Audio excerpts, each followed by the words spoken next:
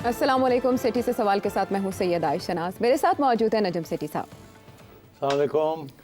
नजम सेठी साहब उमूमन बिल्ली थैले से बाहर आती है, आज तो आपकी पॉकेट से लोमड़ बाहर आया हुआ है। ओए होए, अच्छा बड़ी आप ऑब्जर्वेंट है। Very much. एक्चुअली वो जिस अंदाज में मुझे आंखें निकाल रहा है, दिखा रहा है ये लोमड़, उससे थोड़े से मैं तशवीश में मुब्तला हो गई हूँ कि एक तरफ हमें महंगाई आंखें निकाल के देख रही है, बजट आंखें निकाल के देख रहा है, उस पर आप लोमड़ भी ले आए हैं। तो मैं चिड़िया की फारक कर दूं चिड़िया को।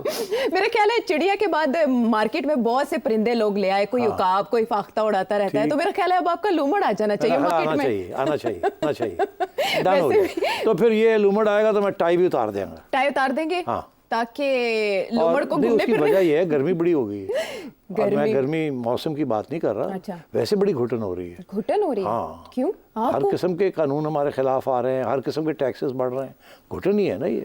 अच्छा। तो मेरा ख्याल है टाई उतार के इंतजार करें कि फिर आस्तीन भी किसी स्टेज पे उचक ली जाए, है मेरा ख्याल है। हाँ, आज टाई लग गई है, बस कल से फिर आयशा अगर तुम्हारी इजाजत हो तो नो टाई। मेरी इजाजत की आपको क्या जरूरत है? घुटन का इजहार तो किसी भी तरह से किया जा सकता है। चलो डन हो गया फिर। चले लेट्स गेट ऑन विद। अगर आप टाई उतार देंगे मतलब ये आप इस कोट से भी हाँ, अलग हो जाएंगे, फिर ये लोमड़ हमें कैसे नजर आएगा? टी शर्ट पहन के आऊंगा जैसे इमरान खान ने वो ब्लू शर्ट नहीं पहनी हुई थी, जिसके बाद वो वायरल हो गई थी तो और वो लोगों ने ब्लू रिकॉर्ड शर्ट पहन परचेज के की आऊंगा थी। मैं। हाँ, ताकि ये इल्जाम लग जाए कि सेठी हूँ पीटीआई का बंदा बन गया। आप पे तो तरह तरह के इल्जाम लेके रहते हैं। आप कभी किसी की भी बात करते हैं, आप उसके बंदे हो जाते हैं, फिर वो शेयर होता है आगे। ठीक है, डन हो गया। लेकिन बात ये है कि नीली टी शर्ट जरूर पहननी है। नीली टी शर्ट आप इंस्पायर होके तो नहीं फिर मैं पहनेंगे? यहाँ भी 2 बटन खोल के बैठूंगा। क्या बात है। क्या वैसे ये घुटन के आप एहतजाज के लिए कर रहे होंगे ना, ऐसा इंस्पायर होके ये तो नहीं पंजाब के करेंगे? गवर्नमेंट का जो कानून आया है, फिर वो पीका शिका लगा हुआ है। हाँ। और हर रोज हमें ये कहा जाता है ये नहीं बोल सकते, वो नहीं बोल सकते, फिर सेंसर बोर्ड्स बैठे हुए हैं चैनल्स के ऊपर, तो फिर अब हालात ऐसे ही चल रहे हैं ना। हाँ ठीक है, एहतजाज का अच्छा तरीका है। फिर सब लोग ये समझ जाएं कि सेठी साहब का जो नया ड्रेस कोड होगा वो एहतजाज के लिए होगा। बिल्कुल। और लाइट कलर आप ब्लू का इसलिए पहन के आएंगे कि गर्मी वैसे बहुत ज़्यादा, टेम्परेचर बहुत हाई है। उस टेम्परेचर हाई के साथ तो दिमाग घूम रहा है, लेकिन जो बजट आया है ना उसको पढ़ के, उसके अदादोशुमार पढ़ के सभी कुछ घूम गया है। ज़मीन भी 180 पे घूम गई है, दिमाग भी 180 पे घूम गया है, और आंखें चकरा गई हैं कि क्या बनेगा इस मुल्क का। एक अरसे से हम हमेशा से यही सुनते आए हैं कि हम IMF के चुंगल से जल्दी निकल जाएंगे, लेकिन अभी तक 25 के करीब बजट ऐसे हैं जो IMF के अंडर ही बने, और इसको सबसे ज़्यादा देखा जा रहा था, एंटिसिपेट किया जा रहा था कि ये तो सारा IMF का फरमाइशी बजट होगा, और यही बात की जा रही है। लेकिन मोहम्मद औरंगज़ेब साहब जो हमारे वज़ीर ख़जाना आए, उनका ये पहला इम्तिहान था, और इस हुकूमत का भी ये पहला इम्तिहान है शहबाज शरीफ साहब की। जब ये बजट पेश किया जा रहा था और उसके बाद से जो अब तक के तबसरे हैं वो सभी सुन रहे हैं, लेकिन क्योंकि आपका अंदाज़ है आम फहम, हर बंदा सुनता है आपको इसलिए कि आप उसके समझ के मुताबिक बात करते हैं। मेरा आपसे सवाल पहला ये है, सादा सा, कि पहला इंप्रेशन आपका इस बजट को सुनते हुए या जानते हुए क्या था? हाँ सही है, पहला इंप्रेशन क्या था? देखिए, हमने ये सुना था IMF से और हुकूमत से भी कि ये बजट जो है एक स्टेबलाइजेशन बजट है, ये ग्रोथ बजट नहीं है। मतलब स्टेबलाइजेशन का ये है कि हम इतनी तरक्की की तरफ नहीं देख रहे कि हमारी कितनी फीसद ग्रॉस नेशनल प्रोडक्ट या ग्रॉस डोमेस्टिक प्रोडक्ट बढ़ती है कि नहीं, हम इसको स्टेबलाइज करने की कोशिश करेंगे। और इस साल शायद ग्रोथ कम होगी, क्योंकि ग्रोथ के साथ महंगाई भी आती है, इन्फ्लेशन भी आती है। तो हम इन्फ्लेशन को कंट्रोल करेंगे और स्टेबलाइजेशन करेंगे और डेट पेमेंट्स की तरफ देंगे तवज्जो, ग्रोथ की तरफ नहीं देंगे जी। मगर जब ये तो इस पर 3.6% प्रोजेक्टेड ग्रोथ है, तो ये तो ना IMF का फार्मूला है ना आपका अपना फार्मूला है। IMF का तो फार्मूला, ये वर्ल्ड बैंक का फार्मूला तो यही था कि 2% ग्रोथ, 2-2.5%, इससे ज़्यादा नहीं करनी। इससे ज़्यादा करेंगे तो फिर बहुत से खर्चे करेंगे आप, जब आप खर्चे करेंगे तो फिर महंगाई भी होगी। ठीक है ना जी। तो इसलिए मैं समझता हूँ कि ये ना इधर का रहा ना उधर का रहा, 3.5% ग्रोथ भी डाल दी, और उसके बाद ये भी कह रहे हैं कि हम महंगाई को कम करेंगे। अब वो क्या कैसे करेंगे वो आप डिस्कस कर लेते हैं। तो क्या ये 3.5% इनको ग्रोथ मिल जाएगी, नहीं मिलेगी? क्या ये जो टैक्स टारगेट्स इन्होंने सेट किए हैं ये इनको मिल जाएंगे, नहीं मिलेंगे? इसके ऊपर बात होनी चाहिए। देखिए, आमतौर पे आयशा जी, जो फार्मूला है, फिलॉसफी जो है जी, वो ये होती है कि जितनी ज़्यादा ग्रोथ हो, इकोनॉमी जितनी मईशत बढ़े, उतने टैक्स रेवेन्यू बढ़ते हैं। क्यों? कि हर बंदा टैक्स दे रहा होता है, या थोड़ा या ज़्यादा, जैसे जैसे उसकी आमदन बढ़ती है तो टैक्स का भी हिस्सा बढ़ता जाता है। तो इसलिए आमतौर पे ये कहा जाता है कि जितनी ज़्यादा ग्रोथ होगी उतनी ज़्यादा टैक्स रेवेन्यूज़ बढ़ेंगे, और अगर टैक्स रेवेन्यूज़ को बढ़ाना है तो फिर ग्रोथ ज़्यादा करें, ठीक है, अगर एक बंदा है उसकी इनकम जो है वो 100 रुपये है और उसके ऊपर 10 रुपये वो टैक्स देता है, जब उसकी इनकम 150 हो जाएगी तो वो 15 रुपये देगा उसके ऊपर, तो टैक्स भी बढ़ेगा और ग्रोथ भी होगी। तो मगर ये जो फलसफा इधर आया है वो ना ज़्यादा ग्रोथ भी है और टैक्स को भी बढ़ा दिया है। हालांकि जब ग्रोथ होती है तो टैक्स रेट को कम करते हैं ताकि टैक्स ज़्यादा लोग दें। तो यहाँ कुछ मिला जुला मुझे नज़र आ रहा है कि एक तरफ टैक्सेस भी बढ़ा रहे हैं, दूसरी तरफ ग्रोथ को भी बढ़ा रहे हैं। अब मुझे बताएं, मैं आपकी एग्जांपल लेता हूँ। अब मेरे हिसाब से आपकी जो जेब में जो इनकम आती है ना वो कम हो जाएगी। अब अच्छा, आपको जो भी तनख्वाह मिलती है, जिस कैटेगरी में आप पढ़ती हैं, मैं अभी जिक्र करता हूँ उसका, ये एग्जांपल मैं सबके लिए दे रहा हूँ। ठीक है। अगर आपके पास टैक्स काट के इस वक्त बजट से पहले 100 में से लेट से आपको 70 रुपये बचते थे, 30 रुपये कट जाते थे, ठीक।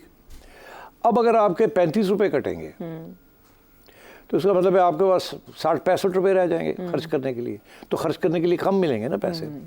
अगर आप खर्च करने के लिए कम होगा तो इसका मतलब है आप मार्केट में जब खरीदने जाएंगी कोई चीज़, तो जहाँ 1 दर्जन आप अंडे लेती थी तो आप 6 ले लेंगी। हाँ, मोहतात हो जाएंगे। मोहतात हो जाएंगे। तो घर में भी जो 3-3 अंडे 2-2 अंडे खाते थे वो भी थोड़ा कम कर देंगे। तो इससे ये होगा कि आपकी इनकम जो रियल इनकम है वो गिर जाएगी। उसके साथ आप मार्केट से कम खरीदेंगे। जब आप कम खरीदेंगे तो प्रेशर, कीमतों बढ़ाने के वाले जो प्रेशर होता है वो कम हो जाएगा, क्योंकि कीमतें तो बढ़ती हैं जब थोड़ी चीज़ें हो और पैसा ज़्यादा हो। हाँ, डिमांड ज़्यादा हो और सप्लाई थोड़ी हो, तो यहाँ तो डिमांड गिर जाएगी। जब डिमांड गिरेगी तो फिर सप्लाई तो उतनी की उतनी होगी जितनी पहले है, तो फिर कीमतें गिर जाएंगी। पहले 10 अंडे बेचने होते थे, 10 रुपए पर अंडा, अब 10 अंडे 8 रुपए पर अंडे बेचने पड़ेंगे उनको, नहीं तो वो बिकेंगे नहीं, खराब हो जाएंगे। बिल्कुल। तो मगर यहाँ सूरत हाल ये हो रही है कि एक तरफ वो आपकी इनकम गिरा रहे हैं मिडिल क्लास की, जो सैलरीड लोग हैं, वो मैं आपको भी बताता हूँ। दूसरी तरफ वो टैक्सेस बढ़ा रहे हैं, बढ़ा के इनकम कम कर रहे हैं। दूसरी तरफ वो जीएसटी लगा रहे हैं। हर चीज़ जो आप खरीदने जाएंगी उसके ऊपर एक और टैक्स भी लगा हुआ है। तो आपको दो तरफ से डज लग जाएगी। एक आपकी इनकम कम हो जाएगी, दूसरी जो आप चीज़ खरीदने जाएंगे पहले वो उसके ऊपर जीएसटी 8% था या था ही कोई नहीं, जनरल सेल्स टैक्स। अब हर चीज़ के ऊपर जनरल सेल्स टैक्स आ गया। यहाँ तक कि किताबें जो आज तक 70 साल की पाकिस्तान की वजूदगी में किसी ने किताबों के ऊपर सेल्स टैक्स या टैक्स नहीं लगाया था, क्योंकि वो तो पढ़ाई लिखाई के लिए है, तो इन्होंने 6% किताबों के ऊपर भी लगा दी है। तो अब आप सोचिए कि गरीब आदमी जो पढ़ाई के लिए किताबें लेता था, उसके वो भी जब जाएगा तो उसको भी 6% देना पड़ेगा।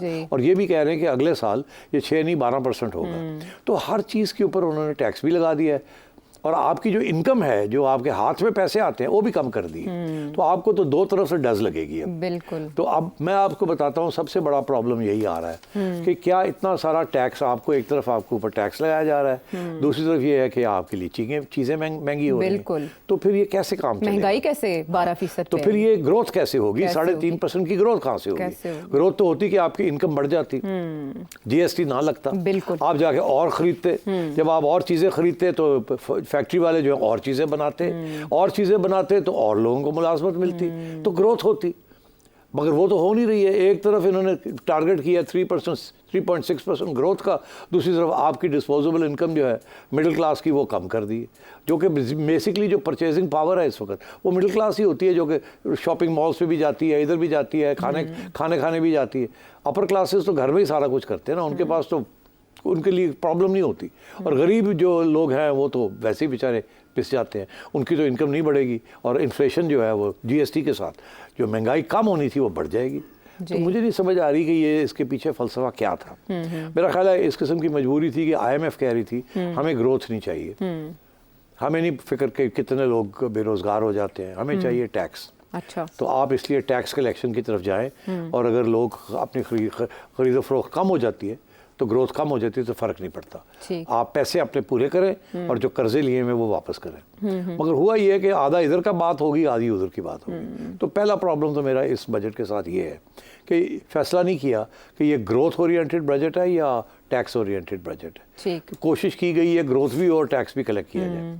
तो एक तो ये मुझे समझ नहीं आती कि ये कैसे अचीव करेंगे इस चीज़ को। बहरहाल ये तो एक मोटा मेरा इंप्रेशन है। तो टैक्स नेट में फाइलर और नॉन फाइलर के लिए जो रूल्स बने हैं उनको आप कैसे देखते हैं? 45% तक नॉन फाइलर। पहली बात तो आयशा यही है ना कि जो लोग टैक्स ऑलरेडी दे रहे हैं उनके ऊपर वो और ज़्यादा टैक्स देंगे। वो ठीक, सैलरीज हमने बताया, वो तो जो इन्होंने इनकम टैक्स लगाए हैं सैलरी क्लास के ऊपर, कोई 250 अरब रुपया इन्होंने सैलरी क्लास से निकालना है टैक्स। कोई छोटा अमाउंट तो नहीं है ना। नहीं है। अच्छा, अब बात यह है कि जिस बंदे की इस वक्त तनख्वाह है 50,000 रुपये महीना, उसके ऊपर तो ना पहले टैक्स था तो ना अब है। मगर जैसे ही वो 7.5, जैसे ही वो 75,000 रुपये महीने पे चला जाता है, तो पहले वो 7.5 लाख 7,500 टैक्स दे रहा था, अब वो 15,000 टैक्स देगा। 100% उसका टैक्स ब्रैकेट बढ़ गया। सिर्फ 25,000 रुपये उसकी तनख्वाह बढ़ी है जी। पहले 50 थी, अब 75 हुई, और उधर टैक्स रेट जो है वो डबल हो गया। इनकम जो है वो 50% इंक्रीज की है, 50 से 75, 50%। टैक्स 15,000 से 30,000, 100%। तो एक तरफ तो, और ये बिल्कुल सारे स्लैब्स के अंदर इसी तरीके के साथ है, दरमियाने स्लैब्स के अंदर। और जो सबसे ऊपर वाला स्लैब है, जो बहुत अमीर लोग हैं, जो कि जिनका माहवार जो है इनकम जो है, मंथली सैलरी जो है वो 20 लाख से ज़्यादा है, तो उनके लिए जो पहले देते थे वो अभी भी वही देंगे, उनके लिए कोई फ़र्क नहीं पड़ा। तो जो बहुत अमीर हैं उनको कोई फ़र्क नहीं पड़ा। जो दरमियाने लोग हैं, जिसकी तनख्वाह 50,000 से लेके या 70,000 से या 80,000 से लेके 4-5 लाख तक है महीने की, उनको डज पड़ेगी, उनकी इनकम भी कम हो जाएगी, और जो कीमतें हैं जो ख़रीदने जाएंगे उनकी कीमतें भी बड़ी होंगी। किताब लेनी है तो GST, कोई बच्चों के लिए दूध लेना है वो डब्बे वाला, उसके ऊपर भी GST। तो हर किस्म की चीज़ उनके लिए महंगी हो जाएगी, तो उनकी जो जेब में पैसे रह जाते हैं वो कम हो जाएंगे।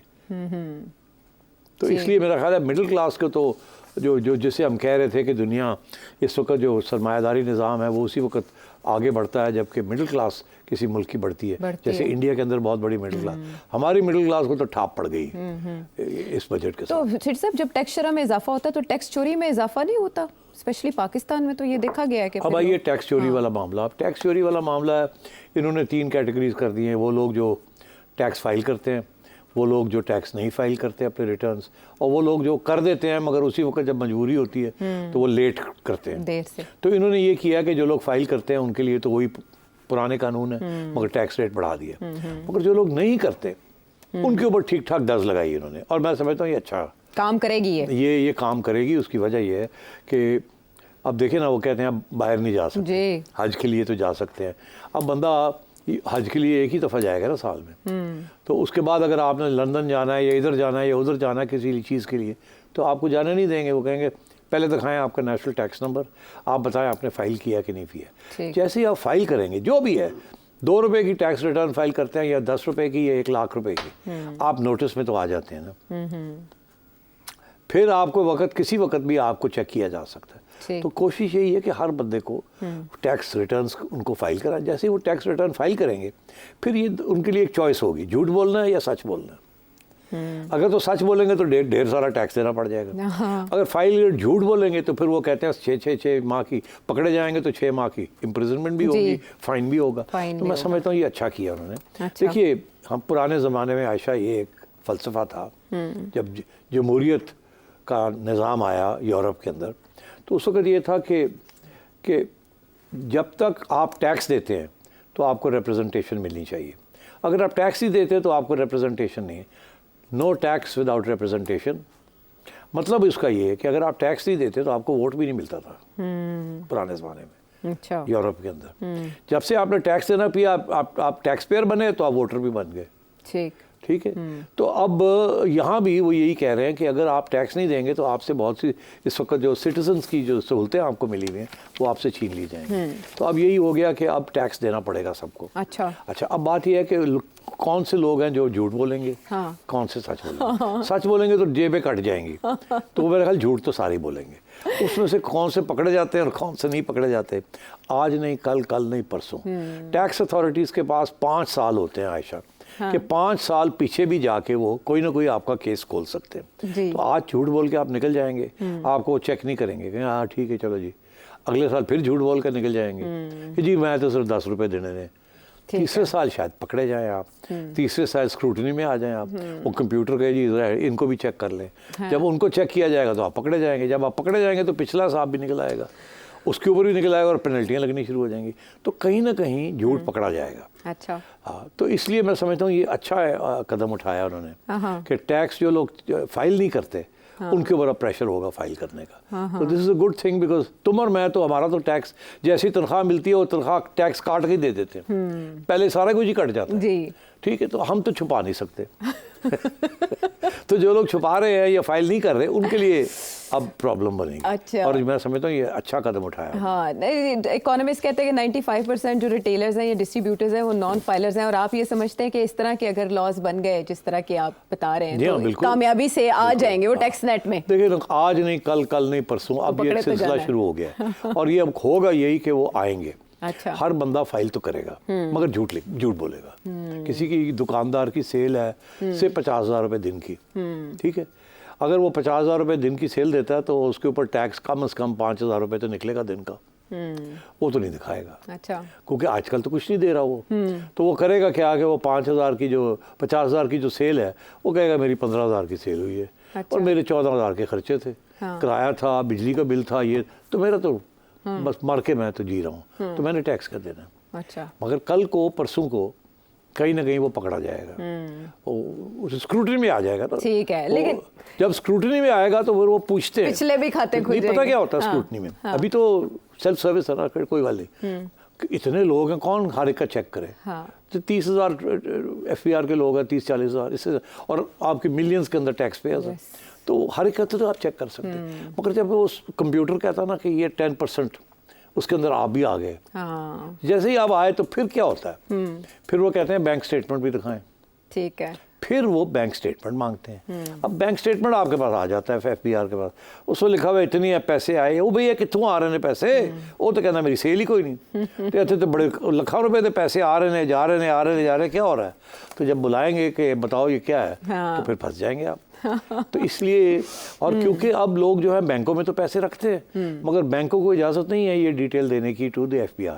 उस स्क्रूटनी के अंदर बैंक से ये उनका बैंक स्टेटमेंट मंगवाया जा सकता है और वो आपको कहते हैं कि अपना बैंक स्टेटमेंट लेके आए, उसमें से पता लग जाता है क्या हुआ क्या नहीं। तो मैं समझता हूँ आहिस्ता आहिस्ता टैक्स नेट के अंदर लोग आ जाएंगे। ये काम 20 साल पहले करना चाहिए था या 30 साल पहले होना चाहिए था। क्यों नहीं हुआ फिर पहले? वो इसलिए क्योंकि टैक्स अथॉरिटीज़ भी ये नहीं चाहती कि जो एवेन्यूज़ हैं करप्शन की वो बंद हो जाए, बिकॉज सारे ही खाते हैं ना, खाते पीते हैं, जो चोरी करता है वो भी और जो चोरी को छुपाता है वो भी, तो ये इसमें सभी मुलव्वस हैं। तो इसलिए ये अब ये है कि ये करना होगा, इंस्टीट्यूशनलाइज किया जा रहा है। और एक स्टेज ये भी आ सकती है आयशा कि वो गवर्नमेंट ये कहे कि जी टैक्स अथॉरिटीज़ जो हैं जिसका बैंक अकाउंट देखना चाहें वो देख सकते हैं।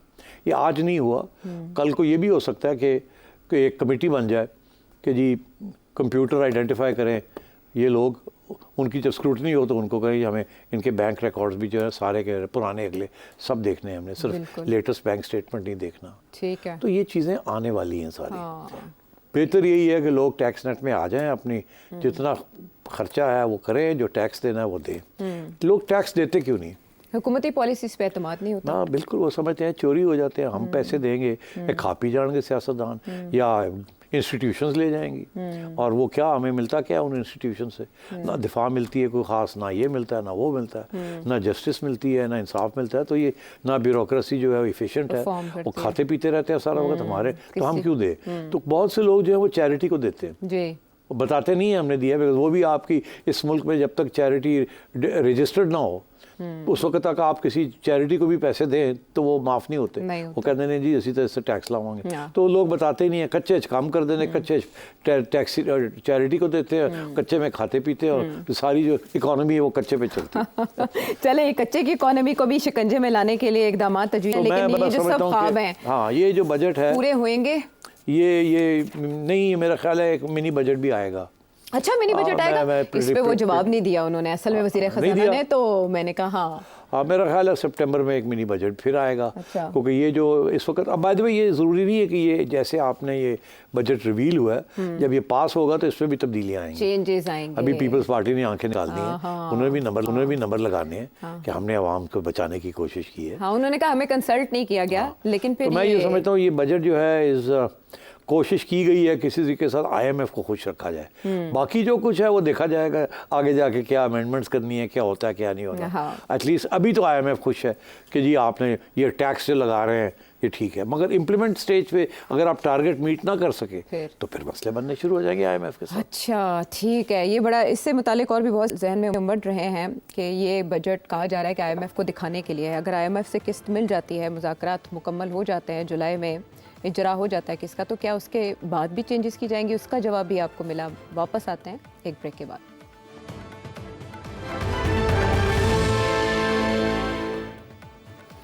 Welcome back to the show. अच्छा सिटी साहब, कच्चे की आपने बात की कि अनडॉक्यूमेंटेड इकोनॉमी है, इस पे ज़ोर दिया मोहम्मद औरंगज़ेब साहब ने कि भाई हम इसको डॉक्यूमेंट करने की कोशिश करेंगे। कुछ डाटा एनालिटिक टीम उनकी बना रहे हैं कि उस पर काम हो। लेकिन मेरा अब आपसे सवाल है, मुख्तलिफ़ तबकात हमारे मुल्क के वो इससे कैसे मुतासर होंगे? जो सरमायादार हैं, ज़िम्मेदार हैं या तनख्वाहदार हैं हमारी तरह के। तनख्वाहदार का तो आपने स्लाइटली जिक्र कर दिया, प्रोफेशनल्स हैं, फिर सरकारी मुलाजिमीन हैं और फिर मजदूर, कम से कम उजरत की भी बात हुई। ये सब तबकात जो हैं वो इससे कैसे मुतासर होंगे बजट से? एक एक करके देख लेते हैं।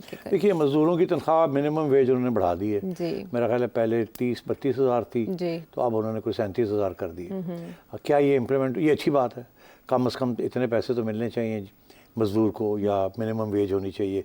जहाँ भी आपको एम्प्लॉय किया गया, चाय बना के देनी है, जो भी है, हेल्पर है, तो लोग 20-20, 25-25 हज़ार पे काम कर रहे हैं। अब वो कहते हैं कम से कम उनको 37 हज़ार मिलनी चाहिए। बहुत अच्छा कदम है, मगर क्या इम्प्लीमेंट होगा या नहीं होगा? बहुत से और लेबर लॉज हैं, ऐसे तरीके हैं कि इसको बाईपास किया जाता है। तो क्या लोग फिर भी सरमायादार लोग या जो लोग एम्प्लॉय करते हैं इनको बाईपास करेंगे या नहीं करेंगे? मेरा ख्याल है कुछ हद तक होगा, कुछ हद तक नहीं होगा, थोड़ा पड़ेगा। तो अच्छी बात है, मिनिमम वेज होनी चाहिए। मगर क्या एज आई सेड इम्प्लीमेंट होगी या नहीं होगी? बहुत से तरीके हैं इसको बाईपास करने के। तो लेट्स सी, आगे आइए। मगर हर बंदे के लिए महंगाई जो होगी वो तो रहेगी। GST हर चीज़ पे लग जाएगा। अंडे लेने जाओगे तो, प्याज लेने जाओगे तो GST लगी होगी। तो कैसे हम उसको मॉनिटर करेंगे, क्या नहीं करेंगे? बड़ी बड़ी दुकानों जो हैं या बड़ी स्टोर्स हैं वहाँ तो इम्प्लीमेंट हो जाएगा। छाबड़ी वाले ना किस तरह करोगे? मगर छाबड़ी वाला क्या करेगा कि वही रेट लगाएगा जो दूसरी दुकानों में है जहाँ टैक्स लगा हुआ है। तो इसलिए I think across the range ये जो जनरल सेल्स टैक्स जो लगा रहे हैं, ये 6%, 12%, 18% तक चला गया ये। तो हर चीज़ महंगी हो जाएगी। टेलीफोन्स भी महंगे हो जाएंगे, खाने पीने की चीज़ें भी महंगी हो जाएंगी, इम्पोर्ट्स के ऊपर और भी महंगाई होगी। और अगर डिप्रिसिएशन हो गई तो फिर भी और महंगाई होगी। तो मतलब है कि जो पहले प्लान था ना कि महंगाई कम करने का, जिसके लिए इन्होंने अब स्टेट बैंक के इंटरेस्ट रेट्स को 150 BPS कम किया है, मतलब है कि ताकि वो उसका फसर ऑफसेट हो जाएगा by this increase in inflation because of all the taxes, specially general sales tax. और मगर उसका ऑफसेट ही हो जाएगा कि एक तरफ तो महंगाई की तरफ जाएगी बात, दूसरी तरफ आपकी जेब काटेंगे, आपके पास पैसे ही नहीं होंगे ज़्यादा खर्च करने के लिए, तो कंट्रोल हो जाएगी। तो ये इस तरीके से बैलेंसिंग एक्ट किया उन्होंने। अच्छा, तो अब ये आइए सरमायादार को ले लेते हैं। सरमायादारों के अंदर वो एक्सपोर्ट वाले जो हैं, सब लोग दुनिया ये कहती थी कि एक्सपोर्ट सेक्टर को इंसेंटिव मिलना चाहिए, उनके टैक्सेस कम होने चाहिए, उनके कॉस्ट ऑफ एनर्जी कम होनी चाहिए वगैरह वगैरह, ताकि वो कम्पीट कर सकें बांग्लादेश के साथ, इंडिया के साथ, चाइना के साथ, मेक्सिको के साथ, हर जगह पे।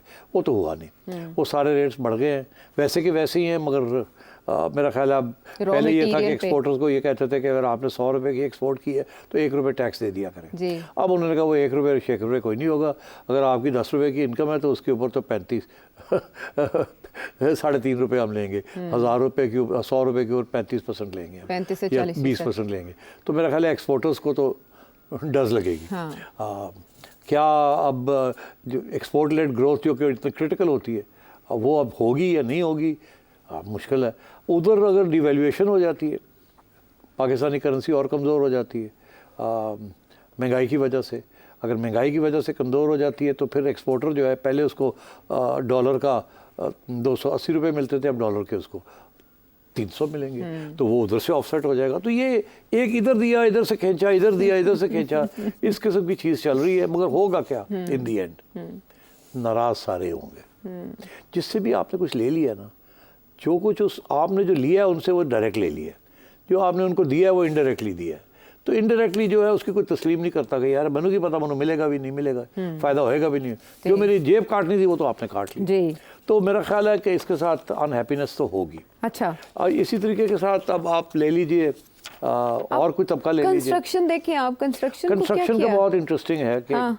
इमरान खान के ज़माने में आपने देखा कि उन्होंने कंस्ट्रक्शन के लिए बहुत से इंसेंटिव्स दिए थे, टैक्स कम कर दिए थे। उस वक्त हुआ ये था कि इकोनॉमी बैठ गई थी कोविड की वजह से, और खान साहब को किसी ने एडवाइस दी थी कि कंस्ट्रक्शन इंडस्ट्री जो है इसको आप इंसेंटिव्स दें ताकि कंस्ट्रक्शन में बूम आए, तो उससे साथ मईशत जो है वो चलेगी, उठेगी, क्योंकि हर बंदा घर बनाना चाहता है। तो खान साहब ने ये फ़लसफ़ा इख्तियार किया। मगर अब ये सूरत हाल ये है, और उन्होंने बड़ी सी छूट भी दे दी ख़रीदो फरोख्त के ऊपर। फॉर एग्ज़ाम्पल आप हैं, आपने जाके एक फ़ाइल ख़रीदी या एक घर ख़रीदा, ठीक, आपने उसके लिए 2 करोड़ रुपया दिया, ठीक, आपने 6 महीने के बाद 2.25 करोड़ का बेच दिया। अच्छा, आपके ऊपर कोई टैक्स नहीं था।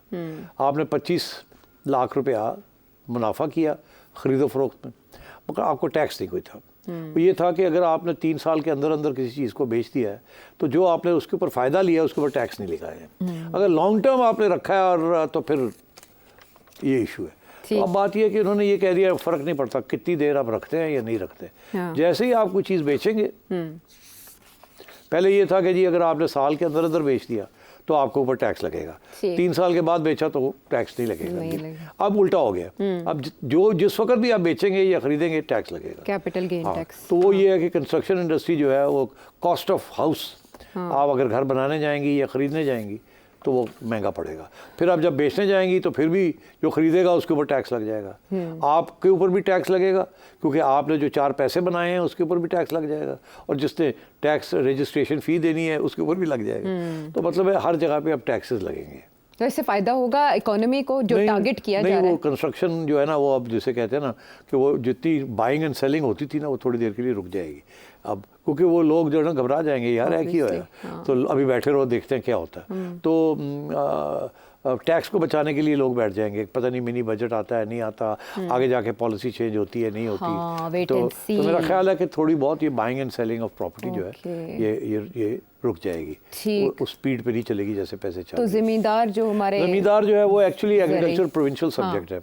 तो वो तो यही है कि पंजाब हुकूमत है या सिंध हुकूमत है वो क्या टैक्स लगाती है। सुनने में ये आ रहा है कि वो 3,500 रुपये एकड़ एक टैक्स लगाने का सोच रहे हैं। अच्छा, कि आप, क्योंकि वो कहते हैं जी ठेके, जब आप ठेके पे ज़मीन देते थे तो एक ज़माने में लाख रुपया ठेका साल का मिलता था, अब 1.5 लाख 2 लाख भी मिलता है आपको, तो इसलिए आप टैक्स भी दें। ये नहीं देखते कि जो इनपुट्स हैं, एग्रीकल्चरल इनपुट्स, फर्टिलाइज़र है, सीड्स हैं, पानी है, सबके रेट्स बढ़ गए हैं। तो ये नहीं कि जी फार्मर जो है वो लंबी पैसे बना रहा है, ठीक है उनके अगर क्रॉप्स अच्छे होते हैं तो पैसे तो बनते हैं 4, मगर क्या ये है कि अब ये 3,500 रुपये पर एकड़ ये लगाएंगे, अभी प्रपोजल्स तो हैं। अगर लगाते हैं तो मेरा ख्याल है कोई हर्ज नहीं है, लगाना चाहिए एग्रीकल्चर के ऊपर भी टैक्स, एग्रीकल्चर को भी ज़्यादा एफिशिएंट होना चाहिए, और ये जो ठेके वाले लोग हैं इनको खुद काश करनी चाहिए, और सरमायादारी का निज़ाम आना चाहिए वहाँ। ये सेमी फ्यूडल तरीका जो है अच्छा नहीं है। तो मैं समझता हूँ अच्छा किया है ये टैक्स लगाया है ज़मीन के ऊपर, एग्रीकल्चर लैंड के ऊपर। बाकी कौन रह गया अब? डॉक्टर्स, प्रोफेशनल्स, आर्किटेक्ट्स, लॉयर्स, ये साहब जो है ये तो सारा कैश ही करते हैं।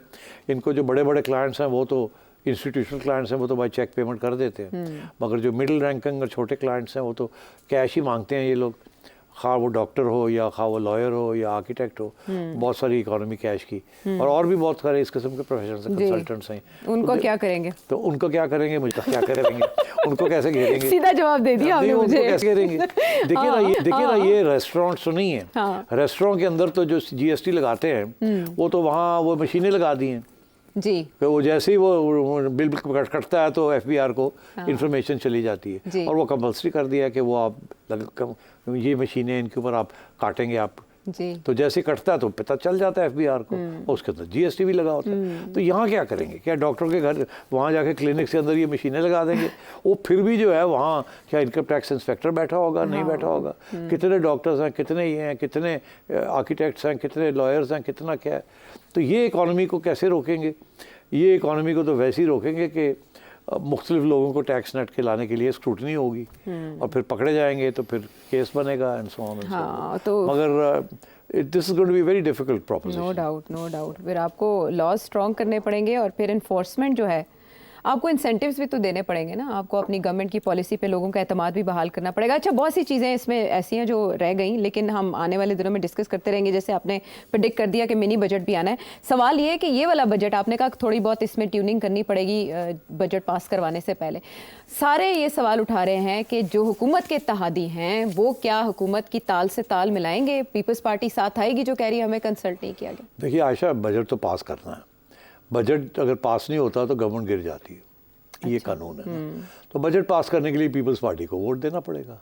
कैसे? फिर तो वो अवामी हिमायत खो देंगे। तो नहीं, खो या ना खो, या हुकूमत चली जाएगी जिसमें वो भी फारग हो जाएंगे, या इस बजट को वोट देना पड़ेगा। तो अब वो ये है कि वो इसलिए शोर डाल रहे हैं इस वक्त, हाँ। हमें कंसल्ट नहीं किया, ये नहीं किया, वो अब वो बैठ के ना तो कुछ नंबर लगाएंगे आवाम के साथ, कुछ चीज़ें जो है ना इनको कहेंगे ये कम करो, ये करो। हाँ, फिर वो बहुत वहाँ खड़े होकर कहेंगे हमने ये करवाया है, ये तो ये करने जा रहे थे, मगर इवेंचुअली बजट पास होगा। अच्छा। पीपल्स पार्टी साथ रहेगी। ये सिर्फ चूं चूं कर रहे हैं इसलिए कि थोड़ी सी इनकी अहमियत बने। हाँ। और स्टेटमेंट्स आए, जैसे कि ये प्रेस लॉज के ऊपर भी उन्होंने, हाँ। मतलब है कि मेरी ये राय है कि हाँ। इन्होंने बिल्कुल, देखिए अगर ये मिली भगत ना होती ना तो वो गवर्नर साहब दुबई जाने से पहले ये बिल वापस कर देते। हाँ। वापस तो किया नहीं, लेके बैठे रहे। वो अगला बंदा आया, उन्हें उसे वक्त पास कर दिया। तो अभी बड़ा शोर डाला हुआ है कि हमने तो अपोज किया था। मैं नहीं यकीन करता, अल्लाह करे किया हो, मगर मैं नहीं करता। हाँ। और ये बजट के ऊपर भी ये देखे ना, 2-3 चीज़ों के ऊपर तो बिलावल ने ऑलरेडी स्टेटमेंट्स दे दिए, प्राइवेटाइजेशन की खिलाफ है, ये है, वो है, तो वो तो अपना चलाएंगे वो।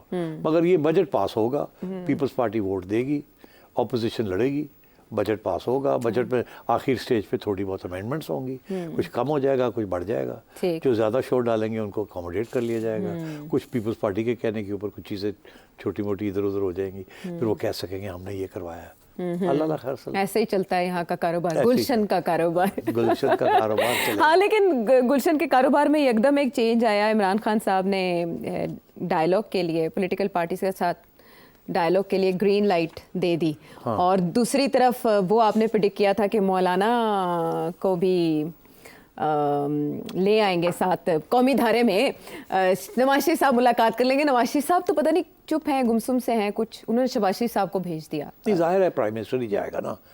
मैंने ये नहीं कहा था कि नवाज शरीफ साहब, मैंने कहा था राब्ता होगा। हाँ। और गवर्नमेंट को इनके साथ बात करनी पड़ेगी, और मैंने कहा करनी भी चाहिए। क्या मांग रहे हैं बेचारे, 1-2 मिनिस्ट्रीज मांग रहे हैं इधर उधर। हाँ। दे दें, आए में तंग कर रहे हैं मौलाना को। वो भी तो उसी किश्ती में है जिस किश्ती में आप थे। आपको किसी ने पकड़ के बाहर निकाल लिया समंदर से, तो उनको रहने दिया वहाँ। तो इसलिए कोई ऐसी बात नहीं, इनको दे दें 1-2 चीज़ें, अपने साथ रखे मौलाना को। तो मेरा ख्याल है वो हो ही गया है, ये होने जा रहा है। लेकिन इस टाइम पे क्यों, इस वक्त में क्यों इमरान खान साहब को देखते हुए ये काम किया गया? या बड़ी ज़रूरी है। इमरान खान साहब ने भी तो ड्रामा किया है ना। पहले ये कहते रहे तो हम तो एस्टैब्लिशमेंट के साथ, रियल पावर ब्रोकर के साथ बात करें। मैंने उस दिन ये कह दिया कि ये गलत स्ट्रैटेजी है आपकी, क्योंकि ये एस्टैब्लिशमेंट जो है ये तो आपके साथ बात नहीं करेगी, या ये रहेगी या आप रहेंगे। तो आपकी स्ट्रैटेजी गलत है। आपको चाहिए कि गवर्नमेंट के साथ बात करें, वहाँ बैठ के कॉमन फ्रंट बनाए एस्टैब्लिशमेंट के खिलाफ, कोई दरार डालें इनके दरमियान, इनसे कोई कंसेशंस ले जो जिससे एस्टैब्लिशमेंट खुश ना हो, एंड सो ऑन, वो काम करें आप। तो अब मेरा ख्याल है जजेस रात ने भी इशारा किया था कि यार पार्लियामेंट में जाओ, किधर जा रहे हो, हाँ। उधर ना जाओ। मेरा ख्याल है कि खान साहब ने सोचा कि क्या फ़र्क पड़ता है, एक तरफ मैं लगा रहूँगा एस्टैब्लिशमेंट के खिलाफ, दूसरी तरफ मैं कहता हूँ अपने लोगों को कि गवर्नमेंट के साथ रब्ता करें। अब गवर्नमेंट के साथ क्या रब्ता करना है, कुछ रब्ते वाब्ते कोई नहीं होने, गल्ला ही नहीं है। अच्छा। ठीक है। और उधर से गवर्नमेंट ने सोचा कि यह ना हो कि साढ़े ते प्रेशर पै जाए कि जी आप नहीं तैयार, तो हम पहले ही मौलाना को सेट कर लें। ठीक है ना, क्योंकि मौलाना तो अगर कहीं जाएगा तो खान साहब के साथ तो नहीं जाएगा ना। वो तो मतलब है खान साहब ने तो मौलाना को उड़ा दिया है केपी में, उनकी कंस्टिट्यूंसी है वो, तो उनके साथ तो कभी नहीं मिलेंगे ना वो। ठीक। तो वहीं पे मिलाप बनता था जहाँ पे मिलाप। तो खान साहब को ये जो है ना, this is not a serious initiative. Movie है उनकी अच्छी नहीं है। अच्छा। मतलब मैं चाहता हूँ करें इसको सीरियसली लेके चलें और रास्ते खोले आगे। ऐसे तो रास्ते नहीं खुल रहे। तो क्योंकि आप एस्टैब्लिशमेंट को अटैक कर रहे हैं, वहाँ सिचुएशन ये वो तो आपसे बात करने के लिए तैयार नहीं। उनको पता है जिस दिन उन्होंने आपसे कॉम्प्रोमाइज़ किया वो उड़ जाएंगे। हाँ बिल्कुल, ठीक है ना। हाँ, लेकिन अगर इन्होंने कॉम्प्रोमाइज़ किया तो फिर ये उड़ जाएंगे, ये नहीं करेंगे ना, सवाल ही पैदा नहीं होता। कोई कॉम्प्रोमाइज़ खान साहब से नहीं करेगा। वजह खान साहब इज ऑन रिकॉर्ड कि मेरी बारी आई मैं सारे ने चुप गया। यही सबसे बड़ा थ्रेट है। और क्या, खान साहब तो 1 पार्टी सिस्टम बनाएंगे। वो तो पुलिस फोर्स बनाएंगे और वो तो ये सारे आपके सियासतदान जॉनीज जो हैं सबको जेलों में कर देंगे, ये भाग जाएंगे इस मुल्क से। खान साहब ने जो करना है वो तो एक जैसे कहते हैं ना ज़लज़ला ऐसा आएगा कि पता नहीं चल रहा होगा कि खान साहब लोग आप नहीं पता चल रहा क्यों है। सबसे पहले तो खान साहब को ये डर दूर करने की ज़रूरत है, और जैसे वो बार बार कहते हैं कि मजबूर है वो मजबूर है, वो कहते मैं भी सबको माफ भी करता हूँ। मजबूर है, उनके जो सपोर्टर्स हैं वो भी मजबूर हैं, वो कहते हैं चुक दो सारे ने पटे। तो वो तो ये सारी सियासी जमातें सियासी सिस्टम सब लोग फारग करने सोच में खेडांगे ना खेडन दबांगे, खेडांगे ना खेडन देवांगे। चले हम प्रोग्राम में अभी वक्त बाकी है, वापस आते हैं एक ब्रेक के बाद।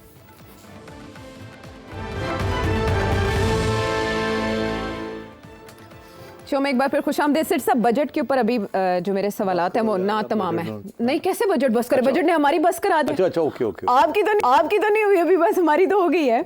असल में इमरान खान साहब के जिक्र से मेरे जहन में ये सवाल आया कि हर कोई इंतजार कर रहा है, अपोजिशन में शेख रशीद साहब की पेशगोइयाँ भी हैं कि बजट के बाद तूफान आएगा और अवामी एहतजाज होगा और उसको कैश करवाएगी अपोजिशन। ज़ाहिर है वो पाकिस्तान तहरीक इंसाफ है, लेकिन पाकिस्तान तहरीक इंसाफ तो इधर बातें कर रही है कि हम मुज़ाकरात करने की तरफ जा रहे हैं।